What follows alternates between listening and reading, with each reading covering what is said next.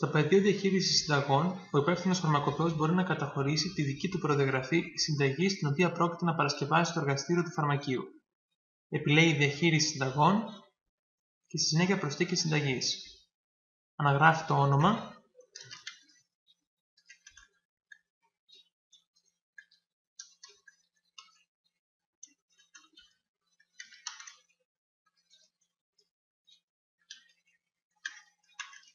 ο κωδικός δίδεται αυτομάτως από το πρόγραμμα, επιλέγεται ο τρόπος χορήγησης είτε από τις συγκεκριμένες επιλογές είτε από τη συγκεκριμένη εισαγωγή, όπου ο υπεύθυνος φαρμακοποιός μπορεί να καταχωρήσει τη δική του εναλλακτική περιγραφή τρόπου χορήγησης και να αποθηκεύσει. Επιλέγονται οι ημέρες λήξης, αναγράφεται η δοσολογία, ο τύπος του προϊόντος από τη συγκεκριμένη λίστα, η οποία συνδέεται άμεσα με την κοστολόγηση του τελικού φαρμακοτεχνικού σκευάσματος όπως αυτή υπαγορεύεται από την αντίστοιχη νομοθεσία, το κατάλληλο περιέκτη και επιλέγει επόμενη σελίδα. Θα ακολουθήσει η προσθήκη των συστατικών της συνταγής. Από τη γενική λίστα πρώτων υλών επιλέγει την κατηγορία και αναζητά τη συγκεκριμένη πρώτη ύλη. Επιλέγει, καταχωρεί την ποσότητα και στη συνέχεια τη φάση στην οποία πρόκειται να σωματωθεί η συγκεκριμένη πρώτη ύλη κατά τη διαδικασία εκτέλεσης της συνταγής. Επιλέγεται η φάση 1.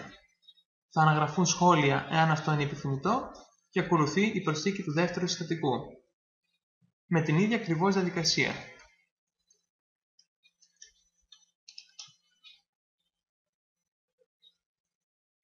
Καταχωρείται η ποσότητα,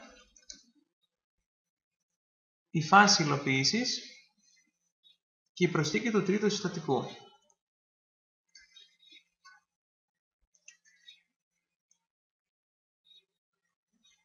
Η ποσότητα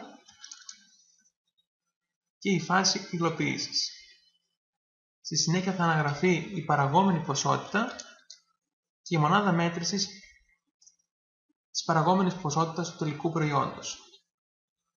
Θα αναγραφεί συνοπτικά η μέθοδος παρασκευής.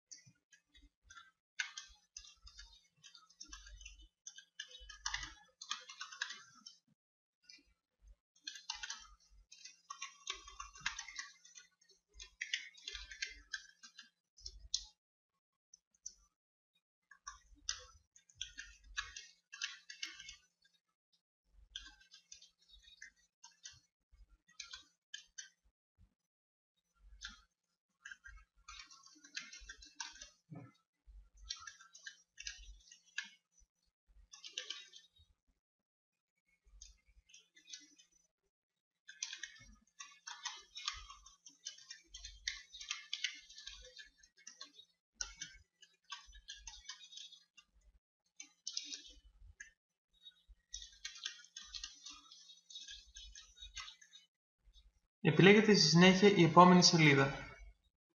Αναγράφεται η εναλλακτική περιγραφή εφόσον είναι διαθέσιμη. Στη συνέχεια επιλέγεται η αποθήκευση του τελικού σκευάσματος είτε από τις συγκεκριμένες 3 κλίμακες, είτε, εάν αυτό είναι επιθυμητό από τον υπεύθυνο φαρμακοποιό, από τη συγκεκριμένη λίστα την οποία θα εμπλουτίσει εκείνος και θα αποθηκεύσει. Επιλέγεται φωτογραφία η οποία θα αποτυπωθεί στην ετικέτα όταν εκείνη εκτυπωθεί και αφορά το τελικό φαρμακευτικό παρασκεύασμα και επιλέγεται επόμενη σελίδα. Θα επιλεγεί η θεραπευτική ένδειξη είτε από τη συγκεκριμένη λίστα είτε από την εισαγωγή την οποία μπορεί να κάνει ο υπεύθυνος φαρμακοποιός, ιατρική ειδικότητα του γιατρού ο οποίος συνέστησε τη συγκεκριμένη συνταγή, εάν αυτό είναι επιθυμητό, τη βιβλιογραφία η οποία ακολουθήθηκε και τα σχόλια εάν και τα δύο αυτά πεδία είναι επιθυμητά και αναγκαία να αναγραφούν από τον υπεύθυνο φαρμακοποιό. Ακολουθεί αποθήκευση της προδιαγραφής συνταγής, η οποία και έχει καταχωρηθεί επιτυχώς στη Γενική Λίστα Συνταγών του Συστήματος.